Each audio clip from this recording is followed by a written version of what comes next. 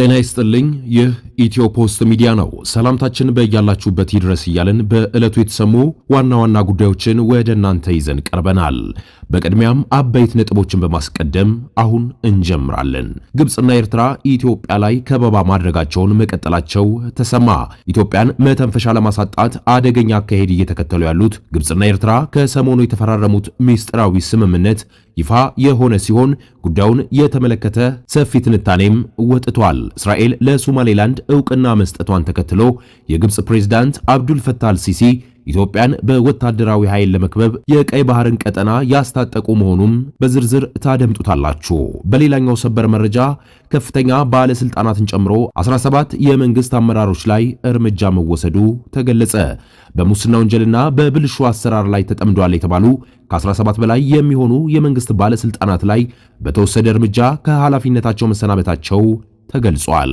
ሙሉ መረጃው በዘገባችን በዝርዝር ተካቷል።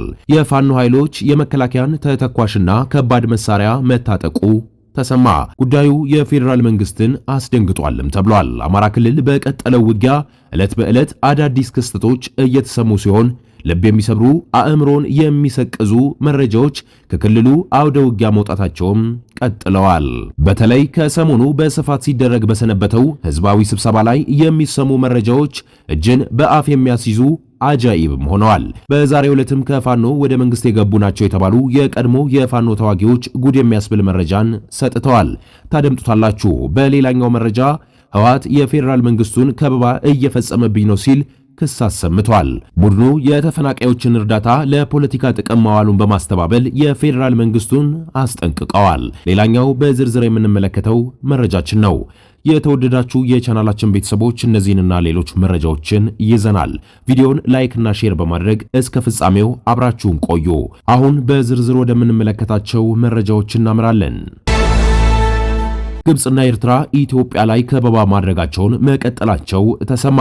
ኢትዮጵያን መተንፈሻ ለማሳጣት አደገኛ አካሄድ እየተከተሉ ያሉት ግብጽና ኤርትራ ከሰሞኑ የተፈራረሙት ሚስጥራዊ ስምምነትም ይፋ የሆነ ሲሆን ጉዳዩን የተመለከተ ሰፊ ትንታኔም ወጥቷል። እስራኤል ለሶማሌላንድ ዕውቅና መስጠቷን ተከትሎ የግብጽ ፕሬዝዳንት አብዱል ፈታህ አልሲሲ ኢትዮጵያ በወታደራዊ ኃይል ለመክበብ የቀይ ባህር ቀጠናን እያስታጠቁ መሆኑን አንድ የፖለቲካ ትንታኔ አመልክቷል። የሚድል ኢስት ፎረም ባልደረባ የሆኑት አሚን አዩብ ዛሬ ባወጡት የትንታኔ ጽሑፍ ካይሮ ከአረብ ሊግ የዲፕሎማሲያዊ ጩኸት በስተጀርባ ከኤርትራና ከጅቡቲ ጋር ወታደራዊ ስምምነቶችንም በድብቅ እየፈረመች መሆኑንም አጋልጠዋል። እንደ ትንታኙ ገለጻ ግብጽ በኤርትራ የሚገኘውን አሰብ ወደብና በጅቡቲ የሚገኘውን ዶራሌ ወደብ የጦር መርከቦቿን ለማስፈርና ወታደሮቿን ለማንቀሳቀስ የሚያስችላትን ስምምነትም አግኝታለች። በቅርብ የግብጽ ምክትል ጠቅላይ ሚኒስቴር ካሜል አልዋዚር ወደ ጅቡቲ ያደረጉት ጉዞም ለኢኮኖሚያዊ ትብብር ተብሎ ቢገለጽም ዋና ዓላማው ወታደራዊ ይዘት ያለው ነውም ተብሏል። ግብጽ ይህንን እርምጃ የወሰደችው የህዳሴው ግድብ እውን መሆኑን ተከትሎ ኢትዮጵያ በወታደራዊ ኃይል ማስፈራራት ብቸኛው አማራጭ አድርጋ በመውሰዷ እንደሆነም ተዘግቧል። የኢትዮጵያ የንግድ እንቅስቃሴ 95 በመቶ በምታስተናግደው ጅቡቲ ላይ ወታደራዊ ጫና በመፍጠር አዲስ አበባን ኢኮኖሚያዊ ቀውስ ውስጥ ለመክተት የታቀደ የመታፈን ስትራቴጂ እንደሆነም ተንታኙ አስረድተዋል። ግብጽ እስራኤል ለሶማሌላንድ ዕውቅና መስጠቷን አጥብቃ የተቃወመችው ሶማሌላንድ ለኢትዮጵያ አማራጭ የባህር በር በመሆን የግብጽን ኢትዮጵያን የመክበብ ዕቅድ ስለምታከሽፍባት ነውም ተብሏል። በመሆኑም ግብጽ ከቱርክና ሶማሌ ጋር በመቀናጀት የተስፋ መቁረጥ ግንባር መፍጠሯም ጽሑፉ አትቷል። ህወሓት የፌዴራል መንግስቱ ከበባ እየፈጸመብኝ ነው ሲልም ክስ አሰማ። ቡድኑ የተፈናቃዮችን እርዳታ ለፖለቲካዊ ጥቅም መዋሉንም ክዷል። ህወሓት የትግራይን ህዝብ ለፖለቲካ መጠቀሚያነት እያዋለና በረሃብ እየቀጣ ይገኛል ሲሉ የብሔራዊ የአደጋ ስጋት ሥራ አመራር ኮሚሽን ኮሚሽነር ሽፈራው ተክለማርያም ያቀረቡበትን ወቀሳ ውድቅ በማድረግ የፕሪቶሪያው የሰላም ስምምነት ከተፈረመ በኋላ ቢሆንም በትግራይ በዝምታ ውስጥ የሚፈጸሙ ዘር ማጥፋት ቀጥለዋል ሲሉም ገልጸዋል። የአደጋ ስጋት ሥራ አመራር ኮሚሽነር ህወሓት መሰረታዊ ፍላጎቶችንና የሰብአዊ ቀውሶችን ለፖለቲካ ዓላማዊ እያዋለ ነው በማለት ከሰው ይህም ተግባር ለረጅም ጊዜ ሲተገበር የቆየ ልማድ መሆኑንም ገልጸዋል።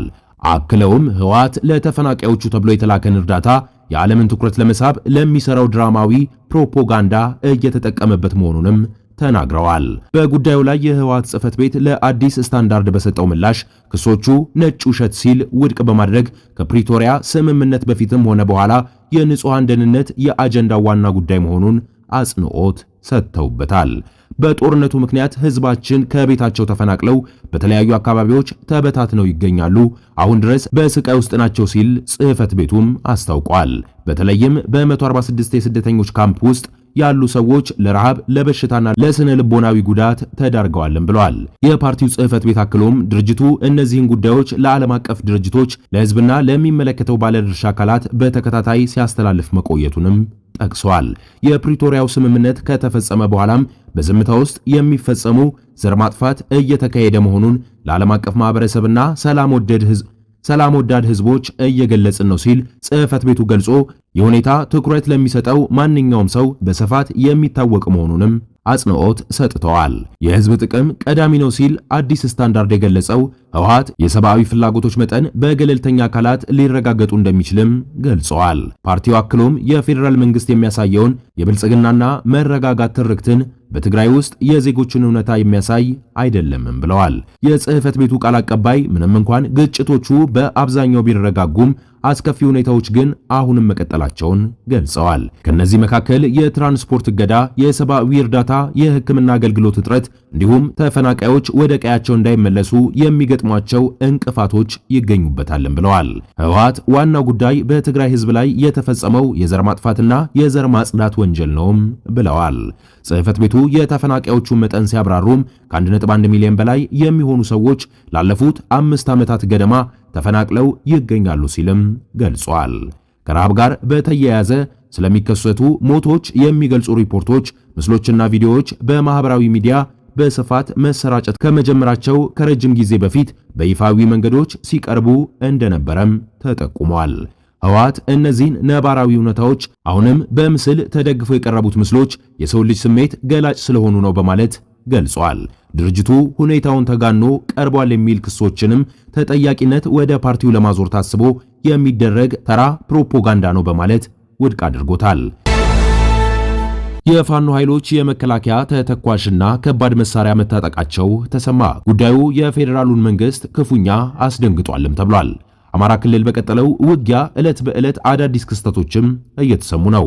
ልብን የሚሰብሩ አእምሮን የሚሰቅዙ መረጃዎች ከክልሉ አውደ ውጊያ መውጣታቸውንም ቀጥለዋል። በተለይ ከሰሞኑ በስፋት ሲደረግ በሰነበተው ህዝባዊ ስብሰባ ላይ የሚሰሙ መረጃዎች እጅን በአፍ የሚያስይዙ አጃይብም ሆነዋል። በዛሬው ዕለትም ከፋኖ ወደ መንግስት የገቡ ናቸው የተባሉ የቀድሞ የፋኖ ተዋጊዎች ጉድ የሚያስብል መረጃንም ሰጥተዋል። ጀነራል መሐመድ ተሰማ የአማራ ክልል ውጊያ በወንድማማቾች መሃል የሚደረግ ጦርነት አይደለም ቢሉም የአማራ እናት ልጆቿ ከፋኖና መንግስት ጎን ሆነው ሰይፍ እየተማዘዙም ቀጥለዋል። አባት ሚሊሻ ልጅ ፋኖ ሆነው በሚዋጉበት የአማራ ክልል አስከፊውን ጊዜ እያሳለፈም ነው። ከሰሞኑ በተለያዩ የክልሉ ከተሞች የተሰሙ ድምጾች የህዝቡ ምሬት ጮክ አድርገው የሚያስተጋቡ ሆነውም ታይተዋል። ከህዝባዊ ስብሰባዎች ጎን ለጎንም እጅ የሰጡ ናቸው የተባሉ የቀድሞ የፋኖ ተዋጊዎች በክልሉ ቴሌቪዥን አነጋጋሪ አስተያየቶችን እየሰጡም ነው። በዛሬው ዕለት በክልሉ ቴሌቪዥን ጣቢያ በተሰራጨ ቃለ መጠይቅ ላይ በቅርብ በደብረ ማርቆስ እጁን ሰጠ የተባለው አንድ የቀድሞ ፋኖ ተዋጊ ፋኖ መሳሪያ ከየትም አያመጣም፣ ከውስጥ ከመንግስትና ከመከላከያ ተተኳሽ የሚያሾልኩለት አለ ሲልም ተናግረዋል።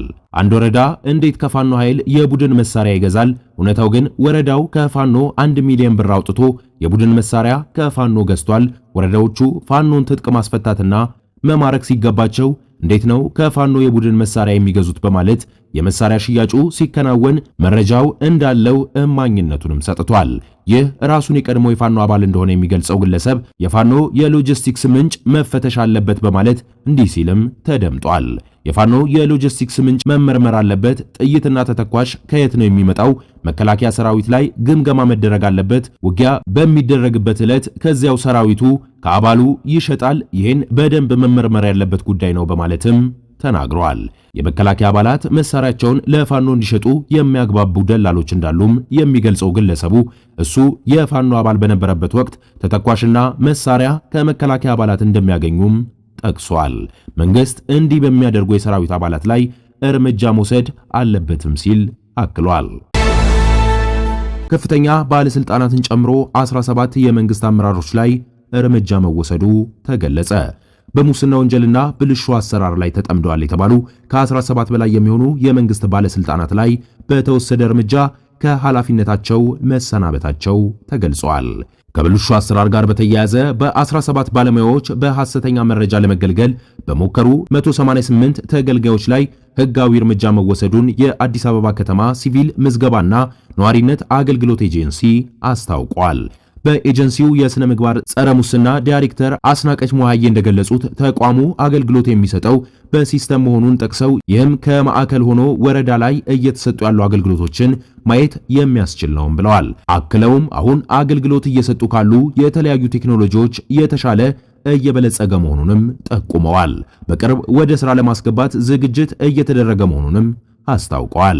ብልሹ አሰራርን ለመቅረፍ በቴክኖሎጂ የተደገፈ አሰራሮች ውጤት እያስገኙ ነው ያሉት ዳይሬክተሯ በቀጣይ እስከ ወረዳ ባሉ መዋቅሮች በአዳዲስ ቴክኖሎጂ የታገዙ ስራዎችም እንደሚቀጥሉ ተናግረዋል። በዚህም ከብልሹ አሰራር ጋር በተያያዘ በ2018 በጀት ዓመት የመጀመሪያ ሩብ ዓመት ከ17 በላይ የተቋሙ አመራሮችና ባለሙያዎች ላይ እርምጃ መወሰዱንና ጉዳዩ በሕግ ሂደት ላይ የሚገኝ እንዳለም ጠቅሰዋል።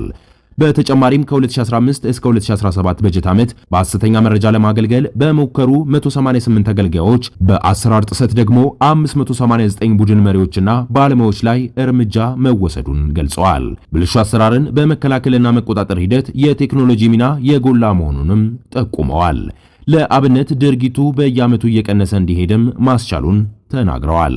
ተገልጋዮችም ትክክለኛ መረጃና ማስረጃ አቅርበው አገልግሎት ማግኘት እንደሚችሉ አስገንዝበዋል። ሕገወጥ አሰራር ሲገጥማቸው በ7533 ነፃ የስልክ መስመር ጥቆማ እንዲሰጡም ጥሪ አቅርበዋል። የኢትዮ ፖስት ሚዲያ ቤተሰቦቻችን ለሰዓቱ የነበሩን ዜናዎች ይህን ይመስላሉ። በሌላ ትኩስ ዜና እስክንገናኝ ቤተሰብ ያልሆናችሁ ሰብስክራይብ በማድረግ እንዲሁም ቪዲዮን ላይክ እና ሼር በማድረግ ለሌሎች እንዲደርስ እንድታደርጉ እናሳስባለን። ቸር ቆዩ።